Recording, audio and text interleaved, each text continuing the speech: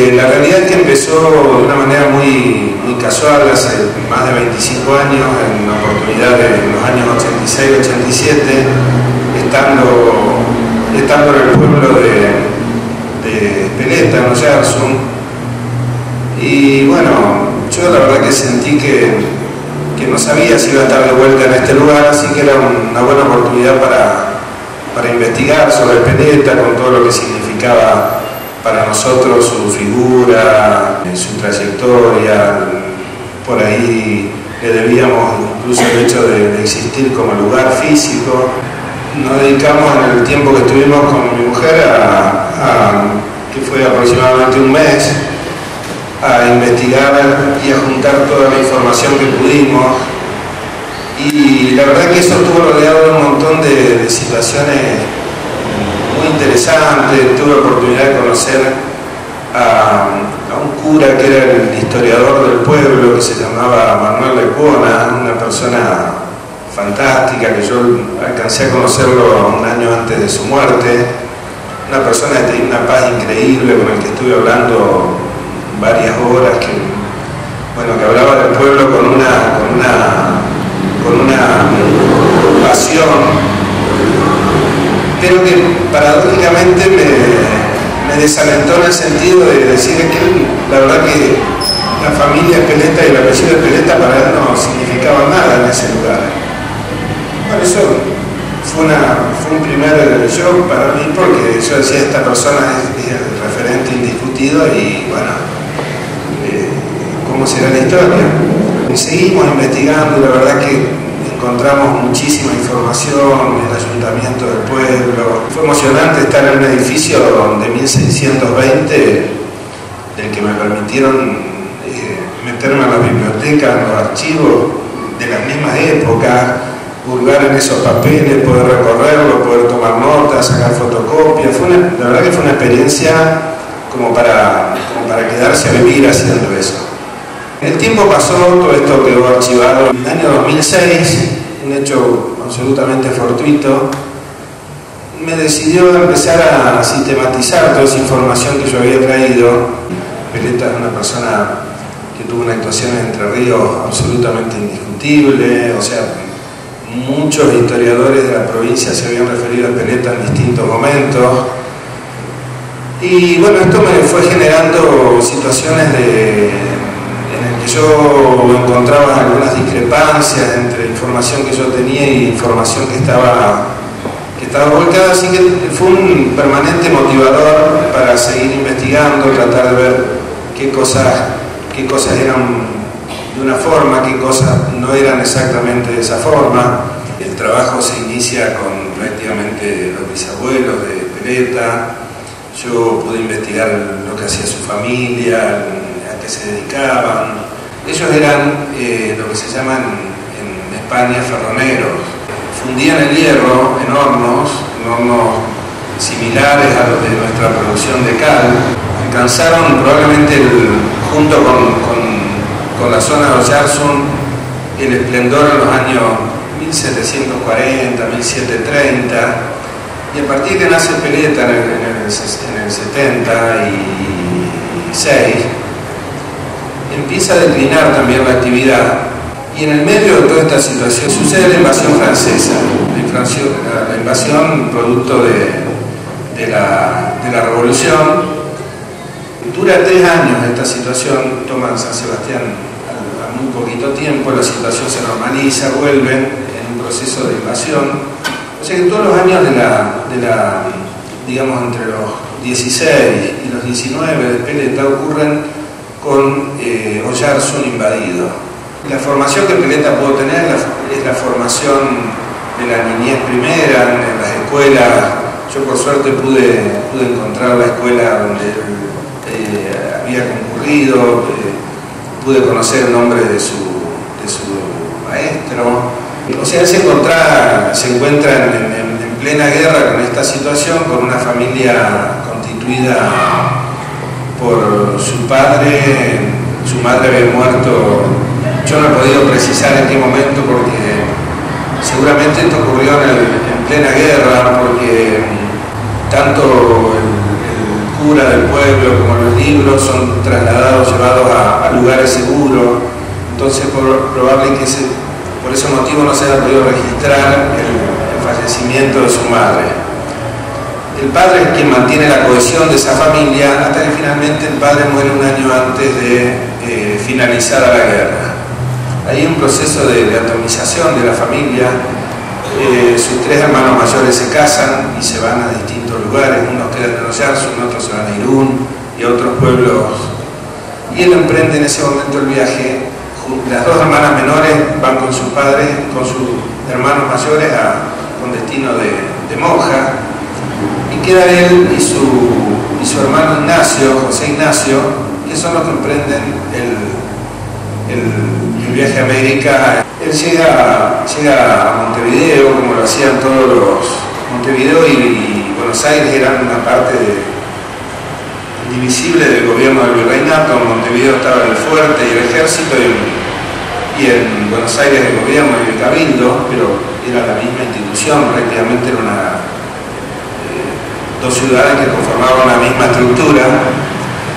Y pude descubrir en este trabajo quién fue la persona que lo apadrinó en su llegada, quién lo ayudó, que era otro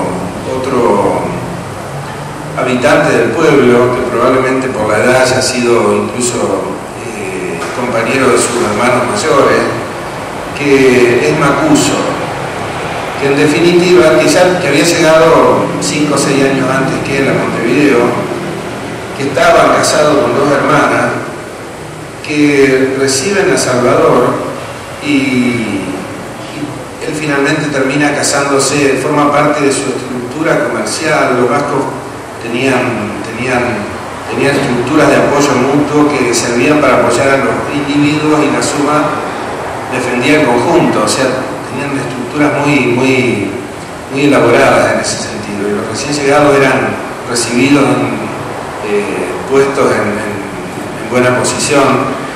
Y de hecho Espeleta se casa con una cuñada de ellos, otra hermana, Rodríguez Sarabí, de la misma manera que 10 años después reciben a Pedro Taño, otro vasco que, a diferencia de lo que aquí creíamos, que suponíamos que era un amigo casi de la infancia de Espeleta, no era así. De hecho ni eran amigos ni se conocieron. Fueron recibidos por esta familia, por estos hermanos Macuso, que son los que los apadrinaron. Y una vez sí casados y estando juntos, sí, Espeleta lo recibe a Otaño en Paraná y lo integra a su entorno de actividades económicas, y se convierten los dos junto con otros vascos en los principales caleros de esta parte de Entre Ríos. Yo lo que pude ver en el desarrollo de este trabajo es las enormes dificultades que había en la época y lo increíble que Espeleta haya ido sorteando, digamos, cuántos habrán quedado en el camino que no sabemos. Lo de él fue un proceso en el cual todas las cosas que pudieron complicarse se complicaron, las fue remontando. La verdad que es una trayectoria fantástica. Cuando cuentan la carta que le manda Liniers pidiendo la autorización del oratorio, él le cuenta que ha participado del desembarco de las tropas que venían a liberar Buenos Aires en la invasión inglesa. Y resulta que esto fue posible porque un pariente común de Espeleta y de Macuso era el principal comerciante del puerto de Las Conchas, que hoy es San Fernando. Y precisamente a ese lugar llegó Liniers y lo encontró a Espeleta como lo encontraba siempre. Y la verdad que yo en la investigación pude encontrar el parte diario oficial que Liniers hace del desembarco, y menciona lo mismo que menciona Espeleta en la carta. La verdad que primero emocionante la honestidad de Espeleta de contarle eso a Liniers sin haber agregado absolutamente nada, porque es lo mismo que relata el parte. Espeleta no tenía ninguna posibilidad de conocer ese parte oficial, además de decirlo, ¿no? Esa situación fue muy digamos, muy importante. Él se conectó con personas ahí como Álzaga. Esta investigación, esta parte de la investigación centrada en las conchas me permitió descubrir que ahí vivían 3 personas que después fueron acá en Victoria muy famosas, que eran los 3 hermanos Vivanco, que formaron junto con este pariente de Speletta una compañía de voluntarios que siguió a Liniers y que participó de la reconquista de Buenos Aires. Años después, y ocurrida la Revolución de Mayo, algunos de esas personas que fueron perseguidos por los revolucionarios, por Moreno, por todo esto, acusados de una supuesta contrarrevolución.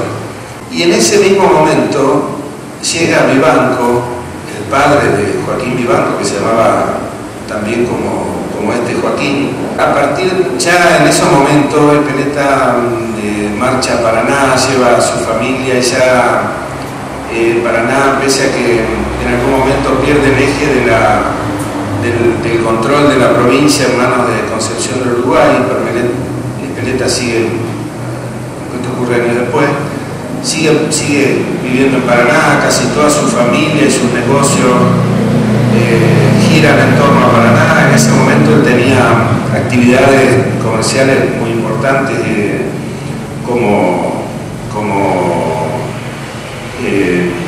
con sus barcos de carga tenía rutas constantes entre Montevideo y la bajada, incluso llegaban hasta más al norte. El puerto de Rosario era un puerto para ellos de llegada constante. Y acá en Victoria solamente algunos de sus hijos quedan, básicamente José Ignacio.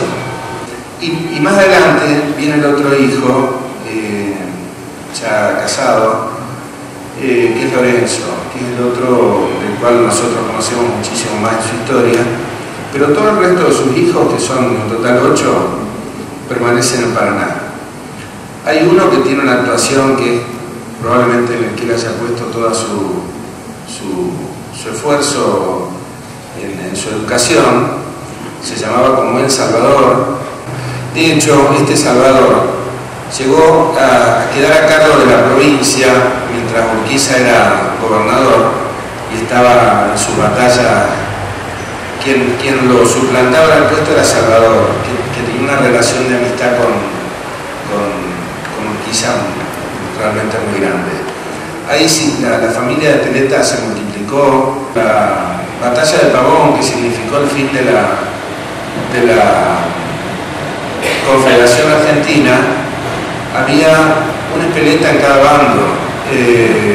Severo Speletta era el decán de Mitre y Salvador Speletta era el representante de la Confederación de parte de Urquiza. O sea, eran con el grado de teniente coronel hubo más de 6 soldados, todos llegaron a ese grado. Severo y Simón, que eran primos entre sí, fundaron junto a la ciudad de Speletta en Buenos Aires, en el partido de Quilmes. De hecho, la estación de Speletta lleva el nombre de Severo. El hecho de haber comprobado cómo él, junto con otro montón de personas, ayudaban a conformar lo que es la estructura que tiene esta provincia, conformar las estructuras productivas. Muchas de las cosas que se hacían los tenían a ellos como impulsores. El hecho de que nosotros estemos como ciudad hoy acá, más allá de todas las posiciones que haya, no hay duda que se debe al esfuerzo inicial de la elección del oratorio. Si no hubieran ocurrido los hechos de Mayo, yo no tengo duda que Speletta hubiera insistido en completar el pedido de autorización para elegir un pueblo, para elegir un pueblo. O sea que yo creo que Speletta para nosotros, sin duda, yo lo pude comprobar después de este trabajo, fue una figura, no solo en las primeras etapas, una figura señera y que aglutinó montones de voluntades también tan importantes como la de él, sino después lo continuaron haciendo el resto de su familia. La actuación de los Speletta acá en Victoria es muy conocida. conocida. Básicamente lo de Lorenzo Lorenzo y todos sus hijos fueron impulsores de cuánta institución hubo en Victoria, digamos, se convirtieron de alguna manera en continuadores de ese trabajo inicial de su padre. Y bueno, creo que yo lo que pude, vuelvo a decir, cerrar en cuanto al trabajo es entender que a través de montones de situaciones, la verdad que Spinetta, aunque haya personas que digan, bueno, no fue el fundador, si fue, que a mí me parece que es absolutamente anecdótico, de hecho no lo fue, pero su accionar y el apoyo que daba, creo que lo convierte sin ninguna duda en la persona más importante que ha tenido nuestra